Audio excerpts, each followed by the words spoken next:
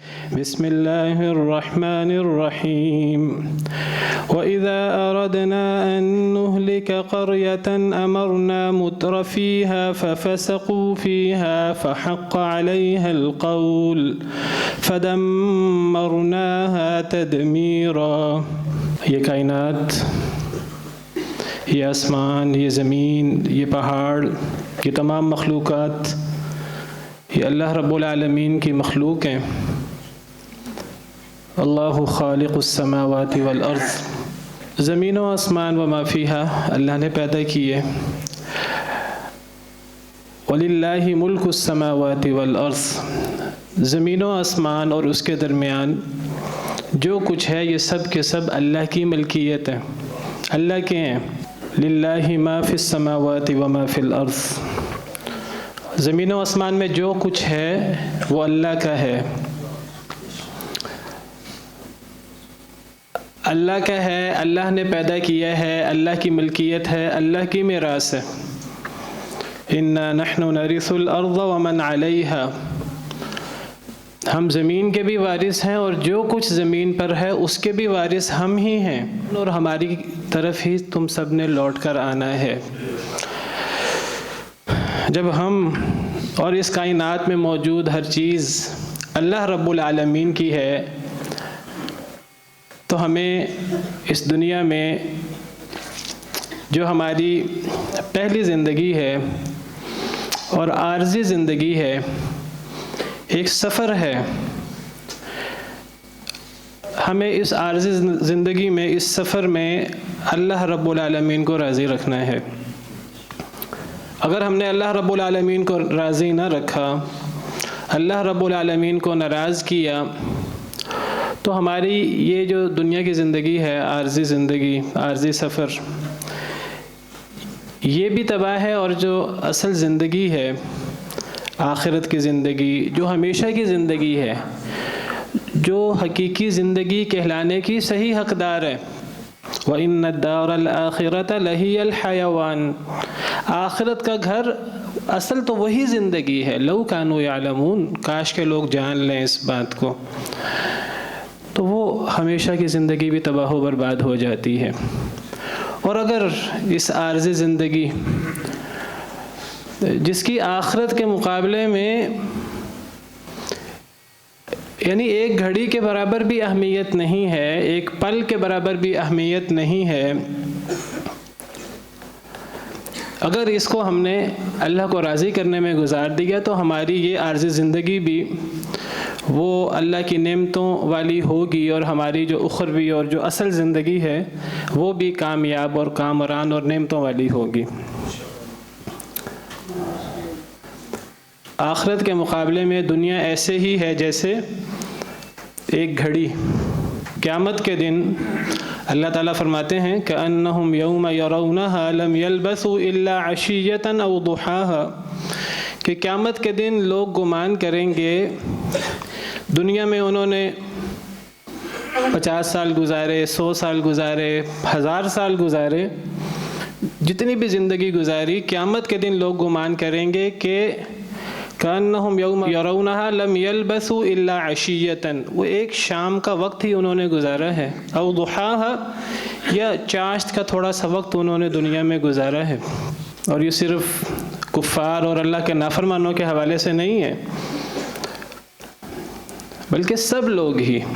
ایک آیت کریمہ میں تو اللہ تعالیٰ فرماتے ہیں وَيَوْمَ تَقُومُ السَّاعَةُ يُقْسِمُ الْمُجْرِمُونَ مَا لَبِثُوا غَيْرَ سَاعَةٍ، قیامت کے دن مجرم قسم اٹھائیں گے کہ دنیا میں تو ایک گھڑی سے زیادہ انہوں نے وقت نہیں گزارا. تو جب یہ دنیا اور آخرت سب اللہ کی ہیں تو ہمیں اللہ کے احکامات کے مطابق عمل کرنا ہے.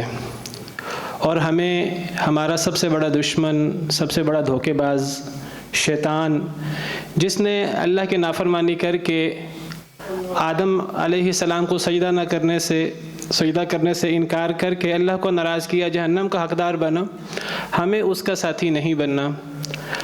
وہ کوشش کرتا ہے کہ وہ ہمیں بھی اپنے ساتھ جہنم کے لیے تیار کرے، لیکن ہم نے اپنے آپ کو اللہ رب العالمین کے احکامات کے مطابق ہم نے عمل کرنا ہے اور ہم نے اس کے مطابق زندگی گزارنی ہے. یہ نہ سمجھیے کہ اگر ہم سے چھوٹی موٹی کوتاہی ہو جاتی ہے تو اللہ معاف کرنے والے ہیں، اللہ واقعی معاف کرنے والے ہیں، لیکن اللہ تب معاف کرتے ہیں جب ہم سے کوتاہی ہو، ہم اس کی اصلاح کر لیں۔ تو اگر ہم سے کوتاہی ہو اور ہم اس کی اصلاح نہ کریں تو پھر اللہ رب العالمین سے زیادہ انتقام لینے والا بھی کوئی نہیں ہے۔ اگر ہمیں پرواہ نہ ہو کہ ہم نے اللہ کی نافرمانی کی ہے یا نہیں کی، اگر ہمیں حلال و حرام کی پرواہ نہ ہو تو پھر اللہ رب العالمین سے زیادہ سزا دینے والا بھی کوئی نہیں ہے۔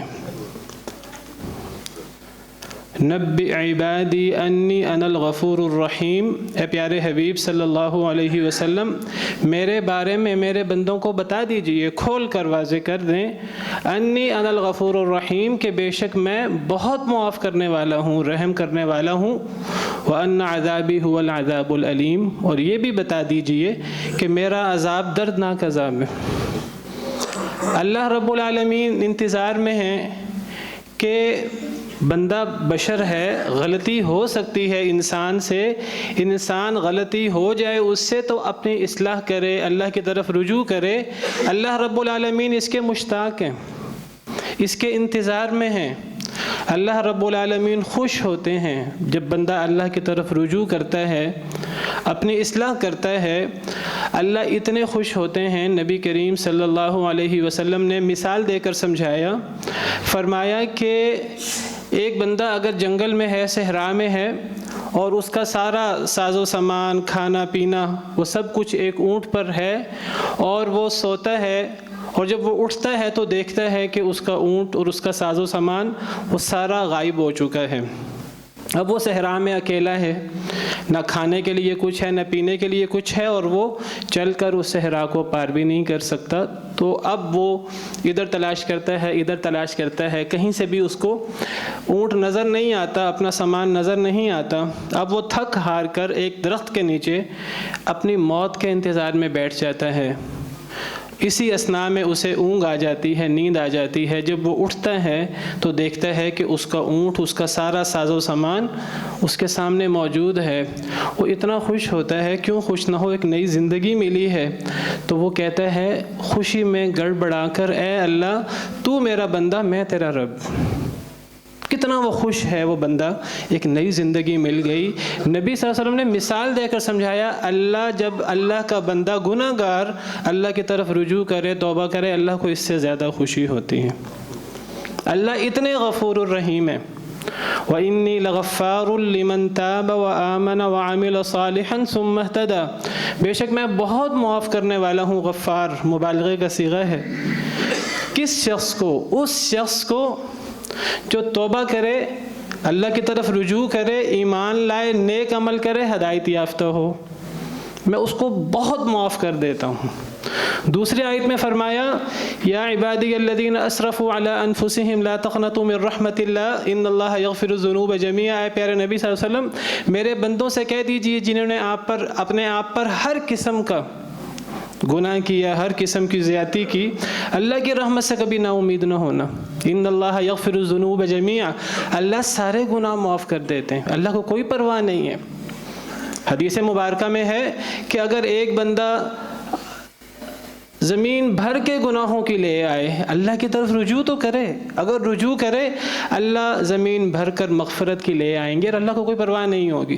لیکن یہ اللہ کی مغفرت، یہ اللہ کی رحمت، اللہ فرماتے ہیں کتب ربکم علی نفسہ الرحمہ، تمہارے رب نے اپنے آپ پر رحمت کو لازم کر دیا ہے۔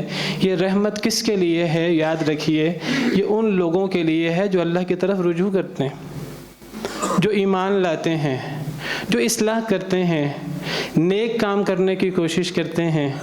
کبھی بشری تقاضے کے تحت غلطی ہو جائے، چھوٹا گناہ ہو جائے، بڑا گناہ ہو جائے، بلنڈر ہو جائے، انسان ہے، اللہ کے بندے ہیں، گناہ ہو سکتے ہیں، تو وہ اللہ کی طرف رجوع کرے، اللہ سے اپنے گناہوں کی معافی مانگے تو اللہ معاف کر دیتے ہیں۔ لیکن اگر ہم اپنے گناہوں کی معافی نہ مانگیں، اگر ہم اصلاح نہ کریں، تو پھر یاد رکھیے اللہ سے زیادہ سزا دینے والا کوئی نہیں ہے، پھر اللہ سے بڑا انتقام کسی کا نہیں ہے۔ فَيَوْمَئِذٍ لَا يُعَذِّبُ عَذَابَهُ أَحَدٌ۔ سورہ فجر میں اللہ فرماتے ہیں قیامت کے دن جیسا عذاب اللہ دیں گے ایسا عذاب کبھی کسی نے کسی کو نہیں دیا ہوگا۔ وَلَا يُوثِقُ وَثَاقَهُ أَحَدٌ، جیسے مشقیں اللہ کسیں گے، جیسے اللہ باندھیں گے قیامت کے دن، ویسا کبھی کسی نے کسی کو نہیں باندھا ہوگا۔ تو ہمیں اپنی اصلاح کرنی ہے، ہمیں یہ دنیا اللہ کے احکامات کے مطابق گزارنی ہے۔ اگر کمی کوتاہی ہو جائے تو اللہ کے سامنے ہاتھ پھیلا دینے ہیں، لیکن اگر ہم اپنی اصلاح نہ کریں تو پھر اللہ رب العالمین سے بڑھ کر بے نیاز کوئی نہیں ہے۔ اللہ کا بہت بڑا احسان ہے کہ اللہ نے اس زمین کو ہمارے لیے فرش بنایا ہے، ہم اس کے اوپر چلتے پھرتے ہیں آرام کے ساتھ، سکون کے ساتھ، اور ہمیں احساس بھی نہیں ہوتا کہ یہ اللہ کی کتنی بڑی نعمت ہے۔ اللہ الذی جعل لکم الارض فراشا والسماء بناء، اللہ وہ ذات ہے جنہوں نے تمہارے لیے یہ زمین کو فرش بنایا ہے، آسمان کو اللہ نے تمہارے لیے چھت بنایا ہے۔ جب اللہ رب العالمین نے زمین کو پیدا کیا تو اس وقت احادیث مبارکہ سے پتہ لگتا ہے کہ زمین میں بہت حرکت ہوتی تھی، بہت زلزلے آتے تھے، زمین اپنی جگہ قائم دائم نہیں تھی، ایسی صورت نہیں تھی کہ اس کے اوپر کوئی مخلوق ٹھہر سکے۔ تو پھر اللہ رب العالمین نے کیا کیا؟ اللہ رب العالمین نے اس کے اوپر پہاڑ گاڑ دیے۔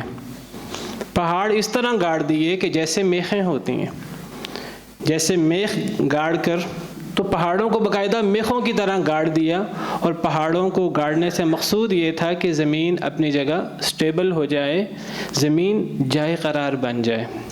وَأَلْقَى فِي الْأَرْضِ رَوَاسِيَ أَن تَمِيدَ بِكُمْ، اللہ نے زمین میں پہاڑ گاڑے کہیں زمین حرکت نہ کرے، کہیں تمہارے لیے زمین پر رہنا، چلنا پھرنا مشکل نہ ہو جائے، اس لیے اللہ نے زمین پر پہاڑ گاڑے۔ یہ اللہ کی بہت بڑی نعمت ہے۔ اللہ کی اتنی بڑی نعمت ہے کہ اللہ رب العالمین کی ایک توحید کی یہ بہت بڑی دلیل بھی ہے۔ اللہ کی جو نعمتیں ہیں، اللہ رب العالمین فرماتے ہیں اگر یہ ساری نعمتیں، آسمان کو تمہاری چھت بنانا، زمین کو تمہارا فرش بنانا، اور زمین کو ایسے بنانا کہ ہم زمین کے اوپر چل پھر سکیں، تو اگر یہ سب چیزیں اللہ نے بنائی ہیں اور اللہ وحدہ لا شریک نے ہی بنائی ہیں اور کسی اور نے نہیں بنائی، تو پھر عبادت کے لائق بھی اللہ وحدہ لا شریک ہی ہے۔ قرآن کریم میں کئی جگہ پر اللہ نے اس بات کو اپنی توحید کی بہت بڑی دلیل قرار دیا ہے۔ یہ اس بات کی بہت بڑی دلیل ہے کہ اللہ وحدہ لا شریک کی عبادت ہونی چاہیے۔ ایک جگہ پر قرآن کریم میں اللہ تعالیٰ فرماتے ہیں أَمَّنْ جَعَلَ الْأَرْضَ قَرَارًا وَجَعَلَ خِلَالَهَا أَنْهَارًا، کون ہے وہ ذات جس نے زمین کو تمہارے لیے جائے قرار بنایا؟ زمین کے اوپر انسان رہ سکتا ہے، چل پھر سکتا ہے، اور انسان چلتے پھرتے گرتا نہیں ہے، ڈولتا نہیں ہے، زمین ہچکولے نہیں لیتی۔ اللہ نے زمین کو جائے قرار بنایا ہے۔ اللہ فرماتے ہیں کون ہے تمہارے معبودوں میں سے جس نے تمہارے لیے یہ کام کیا؟ اللہ وحدہ لا شریک نے یہ کام کیا۔ أَمَّنْ جَعَلَ الْأَرْضَ قَرَارًا وَجَعَلَ خِلَالَهَا أَنْهَارًا، اور پھر زمین کے درمیان اللہ نے نہریں بنائی۔ وَجَعَلَ لَهَا رَوَاسِي، پھر زمین میں اللہ نے پہاڑ گاڑ دیے۔ وَجَعَلَ بَيْنَ الْبَحْرَيْنِ حَاجِزًا، اور اللہ نے سمندروں کے درمیان ایک آڑ بھی بنا دی۔ أَإِلَٰهٌ مَّعَ اللَّهِ، کیا کوئی معبود ہے اللہ کے علاوہ؟ مفسرین کرام کہتے ہیں پیچھے اللہ تعالیٰ زمین اور زمین کی تخلیق، زمین کو جائے قرار بنانے کی بات، پہاڑوں کی بات، اور اللہ تعالیٰ نہروں کی بات فرما رہے ہیں، اور پھر اللہ اس کے بعد سوال کرتے ہیں کیا کوئی معبود ہے اللہ کے علاوہ؟ گویا کہ یہ بہت بڑی دلیل ہے کہ اللہ کے علاوہ کوئی معبود برحق نہیں ہے۔ یعنی اگر یہ کام اللہ نے کیا ہے اور اللہ وحدہ لا شریک نے کیا ہے، یہ بات مسلمان بھی مانتا ہے، مشرک بھی مانتا ہے۔ اللہ کے علاوہ اوروں کو معبود بنانے والے، ان سے سوال کیجئے کیا یہ آسمان کو چھت اللہ نے بنایا کسی اور نے بنایا؟ یہ زمین کو جائے قرار اللہ نے بنایا کسی اور نے بنایا؟ مسلمان تو مسلمان، مشرکین مکہ بھی یہی بات کہتے تھے کہ اللہ وحدہ لا شریک نے بنایا ہے، تو اللہ فرماتے ہیں اِلٰہٌ مع اللہ، پھر کیا کوئی اللہ کے علاوہ عبادت کے لائق ہے؟ بل اکثرهم لا يعلمون، اگر اس کے باوجود بھی کوئی اللہ کو چھوڑ کر غیر اللہ کی عبادت کرے تو اکثر لوگ پھر جانتے نہیں ہیں، کتنے جاہل ہیں، کتنی بے عقلی اور کتنی بے وقوفی کا کام کر رہے ہیں۔ ایک اور آیت کریمہ میں اللہ تعالیٰ اپنا بہت بڑا احسان کہ زمین کو اللہ نے جائے قرار بنایا ہے، اللہ فرماتے ہیں اللہ الذی جعل لکم الارض قرارا والسماء بناء، اللہ تو وہ ذات ہے جنہوں نے تمہارے لیے زمین کو جائے قرار بنایا، والسماء بناء، آسمان کو تمہاری چھت بنایا، وصورکم فاحسن صورکم، اللہ نے تمہیں پیاری پیاری صورتیں عطا کی، کتنی پیاری صورتیں عطا کی، ورزقکم من الطیبات، اللہ نے تمہیں پاکیزہ چیزوں سے رزق دیا، ذالکم اللہ ربکم، یہی اللہ تو تمہارا رب ہے، اس اللہ کو چھوڑ کر تم کہیں اور کیوں جاتے ہو، کسی اور کے ساتھ تعلق کیوں بناتے ہو، کسی اور کی عبادت کیوں کرتے ہو، کسی اور سے مدد کیوں مانگتے ہو، کسی اور پر توکل کیوں کرتے ہو، یہ تمہارا رب ہے، یہ اللہ ہے، فتبارک اللہ رب العالمین، کتنا بابرکت ہے اللہ جو تمام جہانوں کا رب ہے، هو الحی، وہ الحی ہے، زندہ ہے، ہمیشہ سے اور ہمیشہ زندہ رہے گا، لا الہ الا ہو، اس کے علاوہ کوئی معبود برحق نہیں، فادعوہ، صرف اسی کو پکارو، مخلصین لہ الدین، اس کے لیے عبادت کو خالص کرتے ہوئے، الحمدللہ رب العالمین، سب تعریفیں اللہ کی ہیں جو تمام جہانوں کا رب ہے۔ اللہ تعالیٰ الحمدللہ رب العالمین کیوں فرما رہے ہیں؟ ان آیات کے آخر میں اللہ نے ثابت کر دیا ہے عقل سے، لاجک سے، اللہ کے علاوہ کسی کی عبادت نہیں ہو سکتی، اللہ کے علاوہ کسی کو مدد کے لیے پکارا نہیں جا سکتا۔ جب آسمان کو چھت اللہ نے بنایا ہے، جب زمین کو جائے قرار اللہ نے بنایا ہے، کسی اور نے نہیں بنایا، ایسا جائے قرار بنایا کہ ماں کی گود سے بڑھ کر بچے کے لیے کیا آرام گاہ ہو سکتی ہے، کیا سکون کی جگہ ہو سکتی ہے۔ اللہ فرماتے ہیں اللہ نے تو زمین کو تمہارے لیے گود بنا دیا ہے، الم نجعل الارض مہادا والجبال اوتادا، سورہ نبا میں اللہ فرماتے ہیں کہ کیا ہم نے زمین کو گود نہیں بنایا، گود، ماں کی گود، بچے کے لیے اس سے بڑھ کر آرام دہ جگہ کون سی ہے؟ زمین ہمارے لیے ایسی ہے۔ سائنسدان کہتے ہیں کہ زمین اپنے ارد گرد 1000 میل فی گھنٹہ کی رفتار سے چکر لگاتی ہے، سورج کے گرد 66,000 میل فی گھنٹہ کی رفتار سے چکر لگاتی ہے، اللہ کو بہتر پتہ ہے، لیکن آپ دیکھیے زمین ہمارے لیے بچھونا ہے، ماں کی گود سے زیادہ ہمارے لیے سکون کا باعث ہے، ہمیں احساس ہی نہیں ہوتا۔ یہ کتنی بڑی اللہ کی نعمت ہے، کیا ہم تصور کر سکتے ہیں؟ اصل میں ہمارا بڑا مسئلہ یہ ہے اللہ کی ہزاروں لاکھوں نعمتیں جو ہمیں میسر ہیں، ہم کبھی اس پہ غور ہی نہیں کرتے، اور جو کوئی اکا دکا مشکل آ جائے تو ہم طوفان بنا لیتے ہیں۔ یہ مشکل مجھ پر ہی آنی تھی، یہ تکلیف مجھے ہی ہونی تھی، یہ بخار مجھے ہی ہونا تھا، اللہ معاف کرے فلاں بیماری مجھے ہی لگنی تھی۔ بھئی اللہ تعالیٰ نے 60 سال نہیں لگائی، 70 سال نہیں لگائی، تم روزانہ صحت مند جسم کے ساتھ اٹھتے رہے اور تم نے کبھی احساس نہیں کیا کہ تم پر اللہ کا کتنا بڑا احسان تھا۔ نبی کریم صلی اللہ علیہ وسلم کا ارشاد ہے کہ اللہ کی ہم پر نعمتیں کتنی زیادہ ہیں، ہم کبھی غور کریں۔ من اصبح آمنا فی سربہ، اگر ایک بندہ اپنے گھر میں، اپنی جگہ پر اگر امن کے ساتھ صبح کرتا ہے، اس کو کسی دشمن کا ڈر نہیں ہے، اپنی جان کا خوف نہیں ہے، معافن فی جسدہ، صحت مند جسم کے ساتھ اٹھتا ہے، عندہ قوت یومہ، اس کے پاس اس ایک دن کی غذا موجود ہے، فکأنما حیزت لہ الدنیا بحذافیرہا، کون سی نعمت ہے جو اسے عطا نہیں کی گئی، کون سی نعمت ہے جو اس شخص کو عطا نہیں ہوئی، اس کو تو دنیا اپنی تمام حشر سمانیوں کے ساتھ عطا کر دی گئی ہے۔ یعنی اگر صبح ہم امن کی حالت میں اٹھیں اور صبح ہم صحیح سلامت اٹھیں اور ہمارے پاس ایک دن کی غذا موجود ہو، اس سے بڑا اللہ کا انعام کوئی نہیں ہے۔ ہم زمین کے اندر سکون سے چل رہے ہیں، زمین ہمارے لیے جائے قرار ہے، آسمان ہمارے اوپر گر نہیں رہا ٹکڑے بن کر ہمارے گناہوں کی وجہ سے۔ اللہ نے صحت دی ہوئی ہے، اللہ نے آنکھیں دی ہوئی ہیں، ہمارا دل صحیح سلامت کام کر رہا ہے، ہمارے گردے صحیح کام کر رہے ہیں۔ کتنے ہزار دن ہم گزار چکے ہیں اور ہمیں اللہ کی نعمتوں کا احساس ہی نہیں ہے۔ یہ اس سے پوچھیں جس کو دل کا دورہ پڑتا ہے اور جو ہارٹ پیشنٹ ہے، اس سے پوچھیں جس کے ڈائلسس ہوتے ہیں، اس سے پوچھیں کہ گردے آپ کے صحیح سالم ہونا اللہ کی کتنی بڑی نعمت ہے۔ جہاں زلزلے آتے ہیں یا زلزلے آ چکے ہیں، ان سے پوچھیں یہ زمین جائے قرار ہونا اور زمین ہمارے لیے بچھونا ہونا اللہ کی کتنی بڑی نعمت ہے۔ جو ہر وقت دشمنوں اور ظالموں کے ظلم سے پریشان ہیں، ان سے پوچھیے ہم اپنے گھروں کے اندر سکون کے ساتھ اٹھتے ہیں، امن کے ساتھ اٹھتے ہیں، اللہ کا کتنا بڑا ہم پر انعام ہے۔ تو اللہ کی ہم پر ہزاروں نعمتیں ہیں، لاکھوں نعمتیں ہیں، ہم احساس ہی نہیں کرتے۔ جب کوئی مصیبت آتی ہے تو ہم کہتے ہیں یہ ہم پر مصیبت کیوں آ گئی، مصیبت کیوں آتی ہے۔ اللہ نے جب زمین کو ہمارے لیے جائے قرار بنایا ہے، زمین کو ہمارے لیے ماں کی گود سے زیادہ آرام دہ اللہ نے بنا دیا ہے، زمین حرکت کرنے کیوں لگتی ہے؟ لوگ کہتے ہیں جی وہ فلاں پلیٹیں ہل گئیں، یہ ہو گیا وہ ہو گیا، اس سے انکار نہیں ہے۔ وہ پلیٹیں ہلنے کی وجہ سے زلزلے آ جاتے ہیں، جو بھی سائنسدان کہتے ہیں اس سے انکار نہیں ہے۔ یہ پلیٹیں ہلاتا کون ہے؟ وہی اللہ ہلاتا ہے جس نے زمین کو پیدا کیا ہے، جس نے یہ سارا سسٹم بنایا ہے۔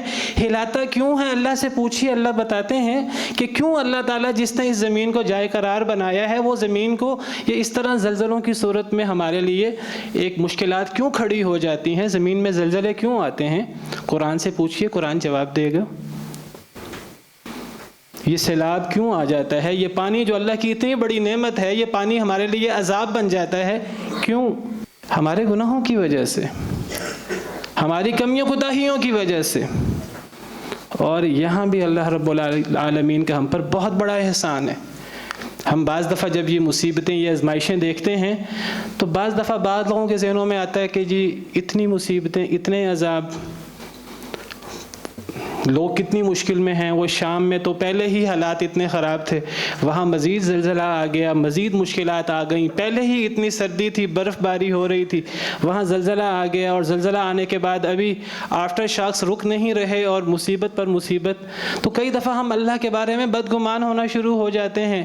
یاد رکھیے یہ بھی اللہ رب العالمین کا احسان ہے، یہ بھی اللہ رب العالمین کی رحمت ہے کہ اللہ رب العالمین بعض دفعہ ہمیں ٹھوکر لگانے کے لیے، بعض دفعہ ہمیں اپنی طرف متوجہ کرنے کے لیے اللہ تعالیٰ ایسی بعض صورتیں کرتے ہیں۔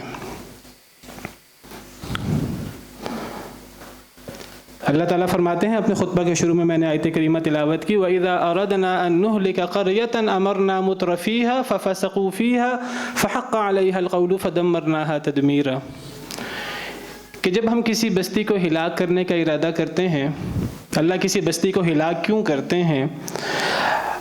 اصل میں یہ بات تو کفار کے بارے میں ہو رہی ہے۔ اللہ فرماتے ہیں کہ ہم لوگوں کو حکم دیتے ہیں لوگ اللہ کے احکامات پر عمل کریں، لوگوں پر وحی نازل کرتے ہیں، رسول بھیجتے ہیں۔ جب لوگ اللہ کے احکامات پر عمل کرنے کی بجائے، رسولوں کی اطاعت کرنے کی بجائے، جب لوگ اللہ کی نافرمانی کرتے ہیں، فَفَسَقُوا فِيهَا، لوگ فسق و فجور شروع کر دیتے ہیں، فَحَقَّ عَلَيْهَا الْقَوْلُ، تو ایسے لوگوں پر قول حق ہو جاتا ہے، فَدَمَّرْنَاهَا تَدْمِيرًا، ہم ایسے لوگوں کو تباہ کر دیتے ہیں۔ کفار کے بارے میں یہ آیت موجود ہے۔ کافروں پر بھی اس طرح اللہ کی طرف سے عذاب آتا ہے، مسلمانوں پر بھی کمیوں کوتاہیوں کی وجہ سے بعض دفعہ عذاب آتا ہے۔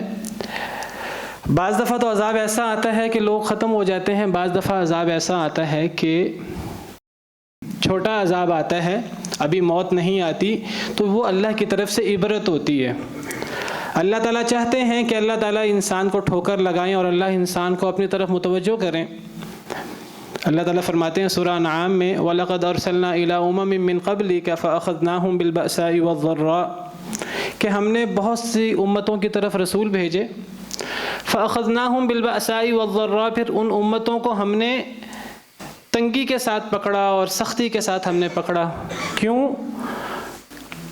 اس لیے کہ جب لوگوں نے اللہ کے حکم کی نافرمانی کی، رسول آئے تھے رسولوں کو نہ مانا، تو پھر اللہ نے لوگوں کو کبھی سختی کے ساتھ، کبھی تنگی کے ساتھ، کبھی بیماری کے ساتھ، کبھی کسی مصیبت کے ساتھ اللہ نے پکڑا. کیوں؟ لعلہم یتضرعون. اللہ فرماتے ہیں اس لیے تاکہ لوگ گڑ گڑائیں، تاکہ لوگ اللہ کی طرف متوجہ ہوں. اللہ فرماتے ہیں کہ ہم مصیبت اس لیے بھیجتے ہیں، ہم آزمائش اس لیے بھیجتے ہیں کہ لوگ خواب غفلت سے جاگیں.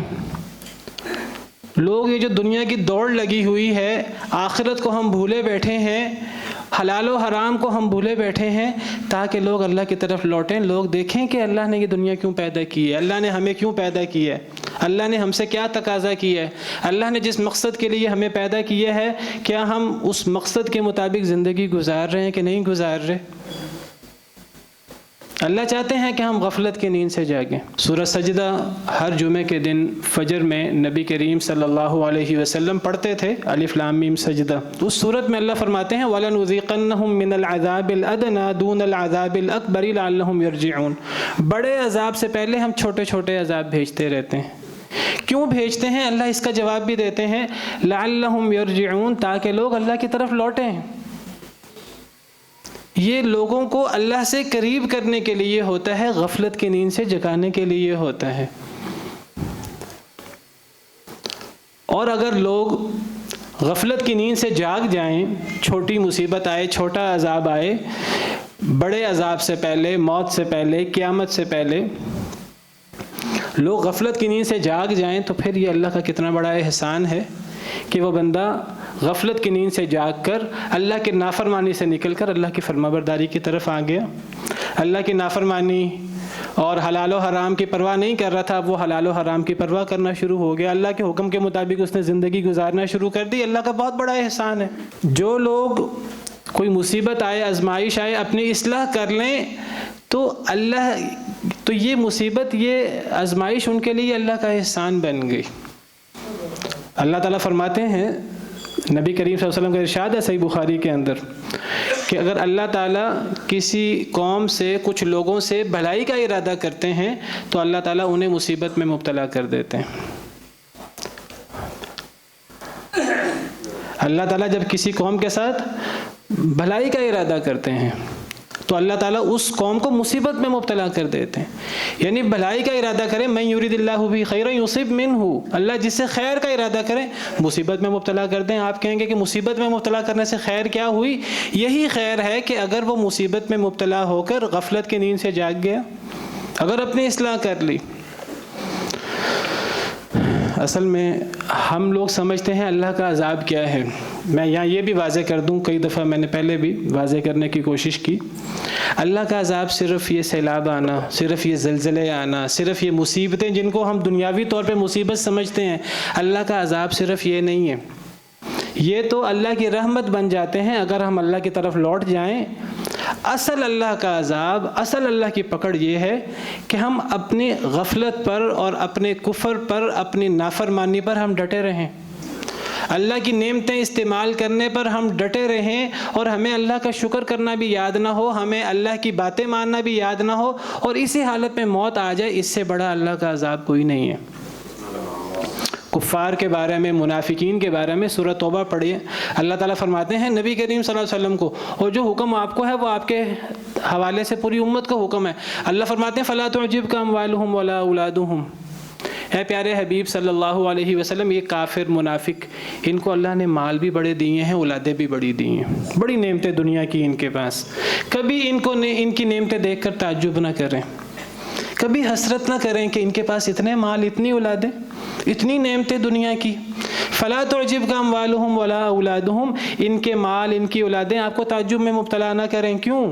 انما یرید اللہ لیعذبہم بہا فی الحیات الدنیا. اللہ چاہتے ہیں کہ اس مال اور اولاد، جس کو ہم دنیا کی نعمتیں کہتے ہیں، اللہ اس مال اولاد کو ان کے لیے عذاب بنا دے. کیسے عذاب؟ وَتَزْهَقَ أَنفُسُهُمْ وَهُمْ كَافِرُونَ.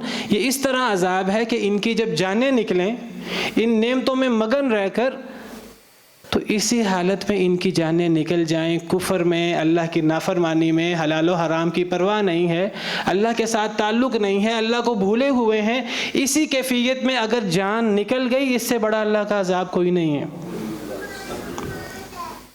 کتنا بڑا احسان ہے کہ ہم اپنی روٹین میں مگن تھے، کوئی بہت زیادہ اللہ کی طرف رجوع بھی نہیں کر رہے تھے، جی زندگی اچھی گزر رہی ہے، بھولے بیٹھے تھے اللہ کو، تو اللہ نے یاد دلا دیا کہ تمہارا رب موجود ہے، جس کے ہاتھ میں سب کچھ ہے، جو ہر چیز کا مالک ہے، جو سب کچھ کر سکتا ہے، جو زمین کو ہمارے لیے جائے قرار بنا سکتا ہے، وہ اس زمین کو ہمارے لیے زلزلہ بھی بنا سکتا ہے۔ یہ زمین ہمارے لیے اس پر رہنا مشکل ہو جائے، کہتے ہیں کہ آج تک لوگ کئی دن ہو چکے ہیں اپنے گھروں میں ہی نہیں جا رہے، جن گھروں کو ہم اپنے لیے باعث سکون اور باعث رحمت سمجھتے ہیں، بڑے بڑے بنگلے اور بڑے بڑے گھر بنا دیتے ہیں کہ جی جیسے ہم نے دنیا میں ہمیشہ رہنا ہے، لوگ اپنے گھروں میں نہیں جا رہے، آفٹر شاکس رک ہی نہیں رہے، اگر کہیں رک بھی گئے ہیں تو اتنا خوف دل کے اندر آ گیا ہے کہ دوبارہ نہ گر پڑیں۔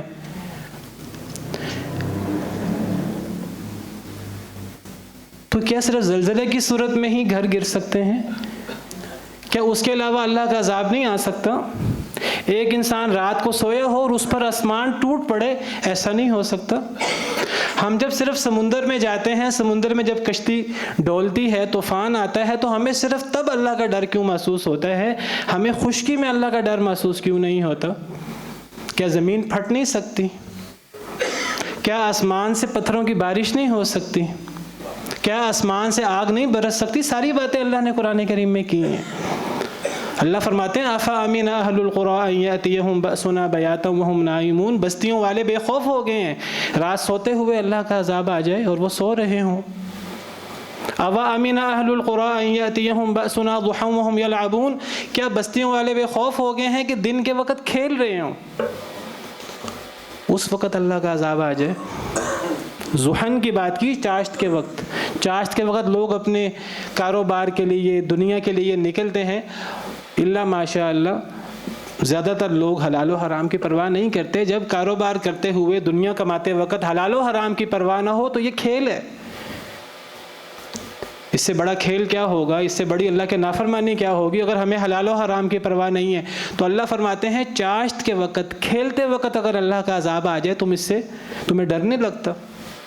أَأَمِنْتُمْ مَنْ فِي السَّمَاءِ أَنْ يَخْسِفَ بِكُمُ الْأَرْضَ، کیا تم آسمان والے سے بے خوف ہو گئے ہو کہ اللہ زمین کو تمہارے لیے پھاڑ دے اور تم زمین کے اندر دھنس جاؤ؟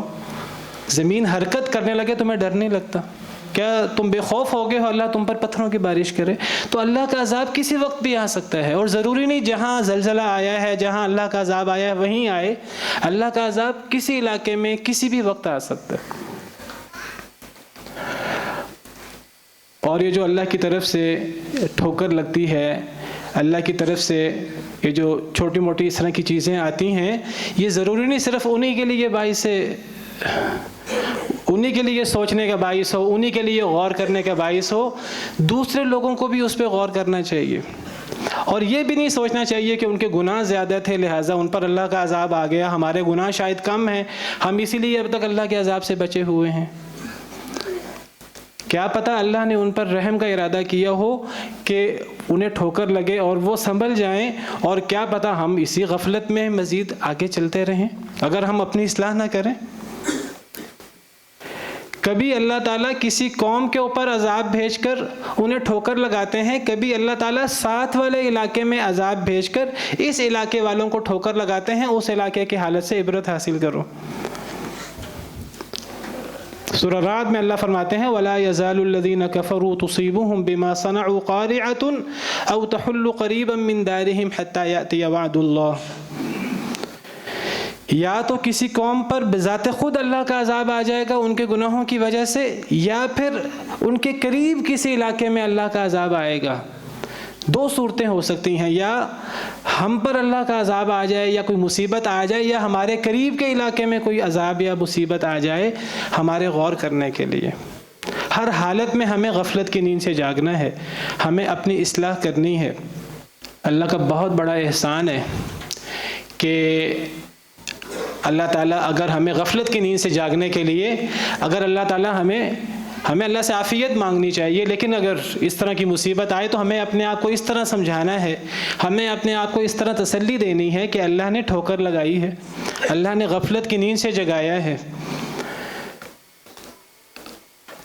اور پھر یہ جو اس قسم کی مصیبتیں آتی ہیں ہمارے اعمال کی وجہ سے آتی ہیں، لیکن سارے اعمال کی وجہ سے نہیں آتی۔ اللہ فرماتے ہیں کہ اللہ تعالیٰ بعض گناہوں کی وجہ سے اللہ تعالیٰ مصیبت بھیجتے ہیں، اور وہ مصیبت انسان کے لیے رحمت بن جاتی ہے اگر انسان اپنی اصلاح کر لے تو۔ بعض گناہوں کی وجہ سے، سارے گناہوں کی وجہ سے مصیبت نہیں آتی۔ زیادہ تر گناہوں کو اللہ ویسے معاف کر دیتے ہیں۔ سورہ روم میں اللہ تعالیٰ فرماتے ہیں ظہر الفساد فی البر والبحر بما کسبت ایدی الناس لیذیقہم بعض الذی عملوا لعلہم یرجعون۔ خشکی اور تری میں فساد ہو گیا ہے، فساد بپا ہو گیا ہے، کیوں؟ بما کسبت ایدی الناس، لوگوں کے اعمال کی وجہ سے، لوگوں کی کمائی کی وجہ سے۔ لیذیقہم بعض الذی عملوا، تاکہ اللہ تعالیٰ لوگوں کو ان کے بعض اعمال کا مزہ چکھائیں۔ لیذیقہم بعض الذی عملوا، مفسرین کہتے ہیں کہ اللہ نے بعض گناہوں کا ذکر کیا، سارے گناہوں کا ذکر نہیں کیا۔ بہت سے گناہ اللہ ویسے معاف کر دیتے ہیں، بہت سے گناہ، بعض گناہ کی اللہ پکڑ کرتے ہیں، اور وہ پکڑ کرنا بھی اللہ کی رحمت ہوتا ہے اگر کوئی اصلاح کر لے تو۔ لیذیقہم بعض الذی عملوا لعلہم یرجعون، تاکہ اللہ تعالیٰ لوگوں کو ان کے بعض اعمال کا مزہ چکھائیں تاکہ لوگ لوٹ آئیں۔ جو لوگ لوٹ آتے ہیں تو ان کے وہ بعض گناہ بھی معاف ہو جاتے ہیں، بلکہ وہ بعض گناہ نیکیوں میں بدل جاتے ہیں۔ اکثر گناہ تو اللہ ویسے معاف کر دیتے ہیں، بعض گناہوں پر پکڑ کر لیتے ہیں، اگر لوگ لوٹ آئیں اللہ کی طرف، توبہ کر لیں، وہ نیکیوں سے بدل گئے، اللہ کی رحمت بن گیا۔ اور جو لوگ لوٹتے نہیں ہیں، مصیبت آنے پر بھی نہیں لوٹتے، ویسے اللہ کی نعمتیں ہیں، غفلت کی نیند سوئے ہوئے ہیں، مصیبت آئی پھر بھی وہ اپنے اسی پرانے رویے پر کار بند ہیں، اسی طرح اللہ کی نافرمانی ہو رہی ہے، اسی طرح شرک، اسی طرح بدعات، اسی طرح نمازوں سے دوری، اسی طرح سود، اسی طرح اللہ کی نافرمانی چل رہی ہے۔ اللہ فرماتے ہیں کہ ایسے لوگوں کے دل سخت ہو جاتے ہیں۔ جو لوگ مصیبت آنے پر بھی اپنی اصلاح نہ کریں، خود پر مصیبت آئے یا کسی دوسرے کی مصیبت کو دیکھ کر اپنی اصلاح نہ کریں، ایسے لوگوں کے دل سخت ہو جاتے ہیں۔ جس کا دل سخت ہو جائے آپ سمجھیے کہ مہر لگ گئی۔ اللہ شکوہ کرتے ہیں قرآن میں فلولا اذ جاءہم بأسنا تضرعوا، جب لوگوں پر ہماری طرف سے سختی آئی، ہماری طرف سے عذاب آیا، مصیبت آئی، جو اصل میں اللہ کی رحمت تھی کہ لوگ اللہ کی طرف گڑ گڑائیں، اللہ فرماتے ہیں جب ہماری طرف سے سختی آئی تو لوگ گڑ گڑائے کیوں نہیں؟ شکوہ کرتے ہیں اللہ۔ پھر اللہ فرماتے ہیں وَلَكِنْ قَسَتْ قُلُوبُهُمْ، لیکن ان کے دل سخت ہو گئے تھے۔ یعنی اگر مصیبت آنے پر بھی اگر ہمارا دل نہ پسیجے، اگر ہم اللہ کی طرف نہ لوٹیں، تو پھر اس کا مطلب ہے دل سخت ہو گئے۔ اور یہ جو ہمارا دل ہے، یہ جو ایک گوشت پوست کا ہمیں ٹکڑا نظر آتا ہے، یہ جب سخت ہوتا ہے یہ پھر پہاڑ کی چٹانوں سے زیادہ سخت ہو جاتا ہے۔ چٹانوں میں بھی نرمی پیدا ہو جاتی ہے، چٹانیں ان میں بھی پانی جاری ہو جاتا ہے، نہریں، چشمے جاری ہو جاتے ہیں۔ پہاڑ پر اگر قرآن اترے تو اللہ فرماتے ہیں پہاڑ ریزہ ریزہ ہو جائے۔ جب یہ دل سخت ہوتا ہے پھر نہ اس کو نبی کے فرمانات سے کوئی احساس ہوتا ہے، نہ اللہ تعالیٰ کا قرآن سن کر اس کو کوئی احساس ہوتا ہے۔ اصل میں ہمیں احساس نہیں ہے کہ جو ہم گناہ کرتے ہیں، ہم جو بڑے بڑے بلنڈر کریں، چھوٹے گناہ بڑے گناہ، اگر ہم توبہ نہ کریں تو وہ کتنی بڑی مصیبت ہے۔ اللہ کا بہت بڑا احسان ہے، اللہ کا بہت بڑا احسان ہے کہ اگر اللہ کبھی کسی مصیبت پر پکڑ کریں تو اللہ بعض لوگوں کی پکڑ کرتے ہیں، یہ بھی اللہ کا بہت بڑا احسان ہے۔ اللہ نے قرآن میں ذکر کیا، اللہ فرماتے ہیں کہ لوگوں کے بلنڈر، لوگوں کے گناہ اتنے بڑے ہیں کہ دنیا قائم ہی نہیں رہ سکتی۔ دنیا کیا، انسان کیا، جانور قائم نہیں رہ سکتے، جانوروں کو کوئی قصور نہیں ہے۔ اللہ فرماتے ہیں لوگوں کے اتنے بڑے بڑے بلنڈر ہیں، لوگوں کے اتنے بڑے بڑے گناہ ہیں کہ اگر اللہ جو مواخذہ کرنے کا حق ہے، اگر اللہ مواخذہ کرنا شروع کر دیں، انسان تو انسان، دنیا میں جانور بھی باقی نہ بچے۔ وَلَوْ يُؤَاخِذُ اللَّهُ النَّاسَ بِمَا كَسَبُوا مَا تَرَكَ عَلَى ظَهْرِهَا مِن دَابَّةٍ، اگر اللہ لوگوں کے اعمال کے مطابق پکڑ کرنا شروع کر دیں تو دنیا میں ایک جانور بھی باقی نہ بچے، پانی کا ایک قطرہ نہ برسے۔ لیکن اللہ تعالیٰ بعض لوگوں کی پکڑ کر کے بعض جگہ پر اللہ تعالیٰ ایسی کوئی صورت پیدا کر کے ہمیں متوجہ کرنا چاہتے ہیں، ہمیں احساس دلانا چاہتے ہیں۔ سیدنا ابن مسعود رضی اللہ تعالی عنہ فرمایا کرتے تھے صحیح مسلم میں، السعید من وعظ بغیرہ، خوش بخت وہ ہے جو دوسرے کو دیکھ کر اپنی اصلاح کر لے۔ اگر دوسرے کو دیکھ کر ہم نے اپنی اصلاح نہیں کرنی اور ہم انتظار کر رہے ہیں کہ ہم پر اللہ کا عذاب آئے پھر ہم اپنی اصلاح کریں، ہم سے بڑا پھر بدبخت کون ہوگا؟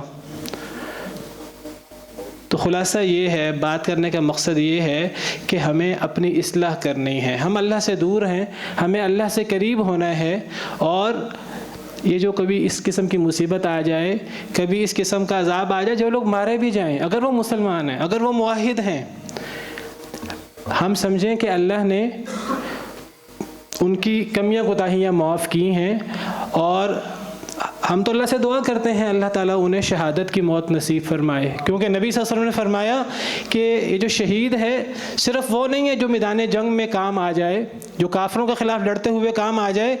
آپ نے فرمایا کہ شہید اور بھی ہیں، ان میں سے آپ نے اس شخص کو بھی شہید قرار دیا جو دیوار گرنے سے، کسی چیز کے نیچے آنے کی وجہ سے مر جائے۔ زلزلے میں یہی ہوتا ہے۔ تو ہم تو اللہ سے دعا کرتے ہیں اللہ اس کو ان کے لیے شہادت کا باعث بنا دے، ان کے لیے بھی یہ رحمت ہو سکتی ہے۔ اور جن کو اللہ نے بچا لیا ہے، چاہے وہ اس علاقے میں موجود ہیں، چاہے وہ دنیا میں کہیں بھی موجود ہیں، ہمیں اپنی اصلاح کرنی ہے اور ہمیں عبرت حاصل کرنی ہے، ہمیں اللہ کی طرف رجوع کرنا ہے۔ اللہ سے دعا ہے کہ اللہ تعالی ہمیں دین کی طرف واپس لوٹائے، اور اللہ ہمارے لیے دین کو اتنا اہم بنا دے کہ جس طرح نبی کریم صلی اللہ علیہ وسلم کے دور میں دین اہم تھا، آج دین اجنبی بنا ہوا ہے۔ تو اللہ تعالیٰ کرے کہ ہم اللہ کی طرف پلٹیں اور اللہ ہم سے راضی ہو جائے۔ وآخر دعوانا ان الحمد للہ رب العالمین۔